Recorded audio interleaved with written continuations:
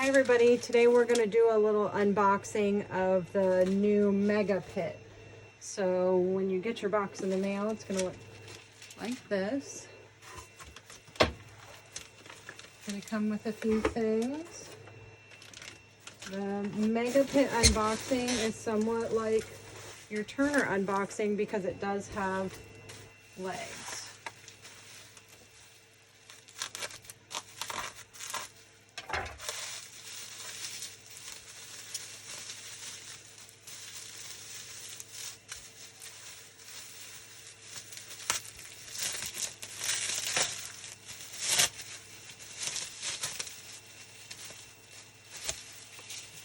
The legs will tell you which side. This one says right, this one says left. They're just like the Turner legs. They can melt.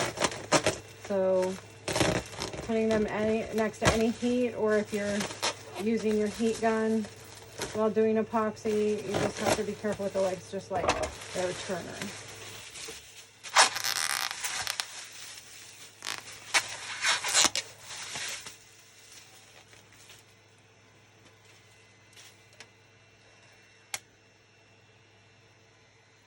Okay.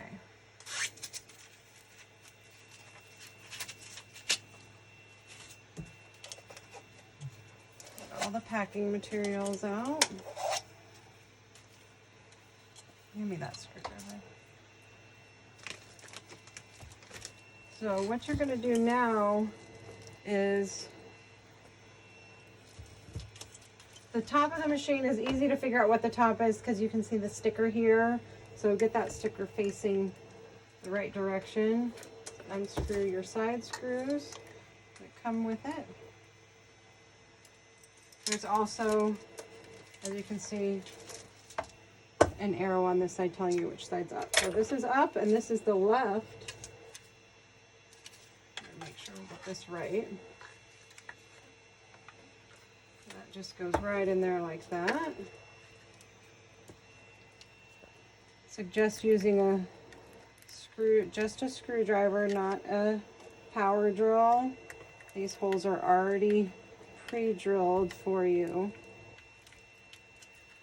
And they don't have to be super tight, they just have to be. Don't need to wrench them down.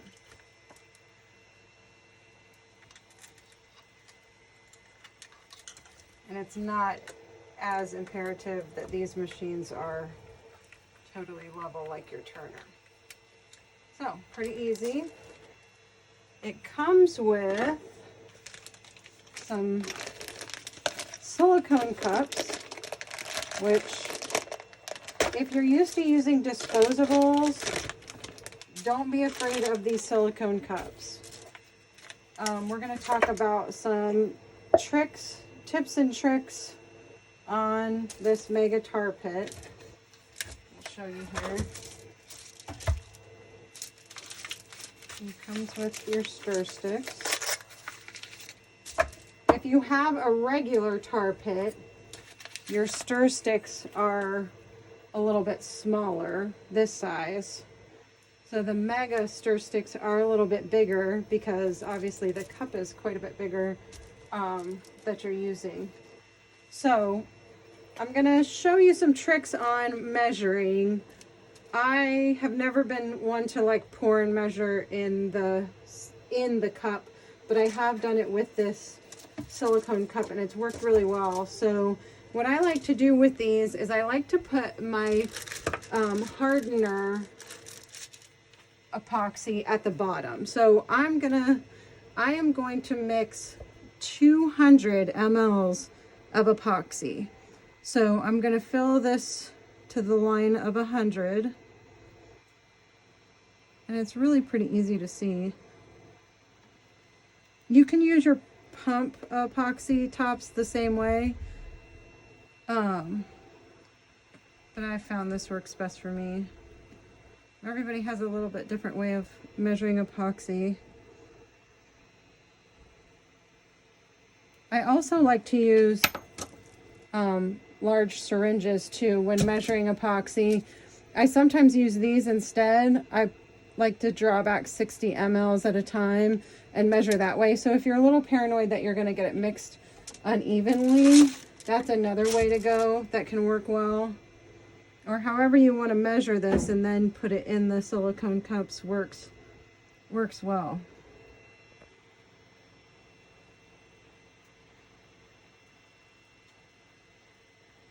So if you're doing a lot of cups at one time, this is the way to go.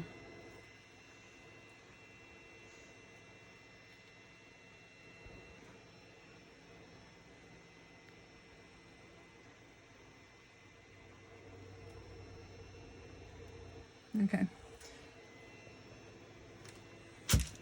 So then what I do is load it up in the machine, and you can look at this one that I already have running. So I have 200 mLs in each one of those working.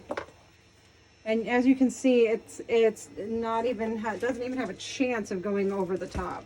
So it's a perfect cup for that much epoxy. So let's get this one plugged in too, and then we'll talk about. The trick with this tar pit is you do have to leave it running a little longer than your other tar pit. The cups are bigger and you do need a little more space to get this epoxy mix. So here I'm going to put this one in too, and then I can tell you a little more about my process on cup cleaning, and they have a nice tight fit. So there's no chance of these slipping out.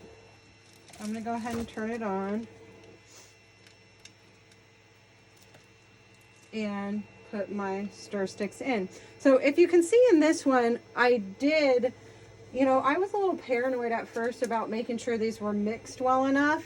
So, I've never timed it, but as you can see, when these start mixing, this one's been going for probably about maybe 5 minutes. And you can see it still has a lot of bubbles. It's still going. You can tell it's still working. This one's a little more clear on the top, so you can tell that's not nearly mixed up. So what I've done with this one is I've put 2 stir sticks in it. So I have a small stir stick and a large stir stick. You can see in both of them, the epoxy's mixing really well. But if you do get a little paranoid that you're not going to get them mixed well enough, this is another trick that you can do if you're a little paranoid that they're not going to mix well enough. If you look over here, they're definitely mixing really good. And really the trick is just to make sure you leave it in there for a significant amount of time.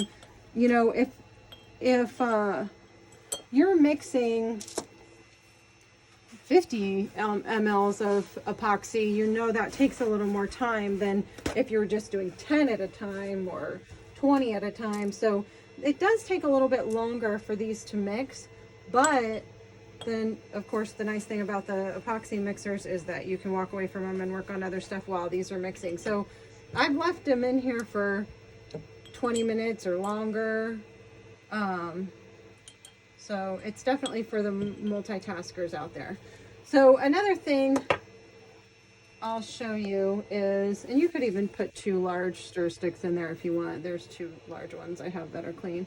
So the way I like to clean my stir sticks is I just use this little glass cup right here, and when I'm done with them, I will just set them on I like to cover my table with wax paper because I'm a little bit messy, so I can always pull this wax paper up, and if I get it a little bit messy. But what I like to do is set it on the wax paper, let the epoxy kind of drip off of it, and then I'll just set it in here overnight, and use a little acetone.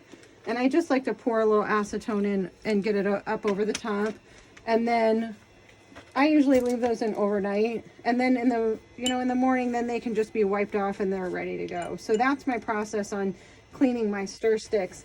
And then cleaning the silicone cups. Silicone cups were never ever my first choice. I like the disposables, but the way that these machines work, the silicone cup is the best situation. So what I like to do with these is when I'm done with them, I tip them over on my wax paper, on a piece of wax paper that can be thrown away. So, and I leave them overnight. So in the morning when I get up, it's all nice and dry, and I just peel the epoxy right off of it. You can wash them out with, a lot of people say, a little bit of dish soap and warm water. But then what I'll do is turn them inside out. I like to turn them inside out because I feel like you can clean them a lot easier when they're like this and you're not putting your hand all the way in the cup like this. So I like to turn them inside out and then make sure they get really clean, and then you can turn them right side out again.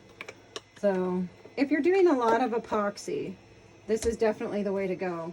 You will only use this machine for smaller quantities if you just need to do 1 cup or something like that. But this is definitely the way to go for a large amount of epoxy. Don't let the silicone cups scare you if you've never used them before. They just take a little time to get used to. But once you get the hang of it, they're really easy. So please post your tips and tricks on the Tar Pit Mega. And hopefully everybody will enjoy it as much as they've liked the small tar pit. So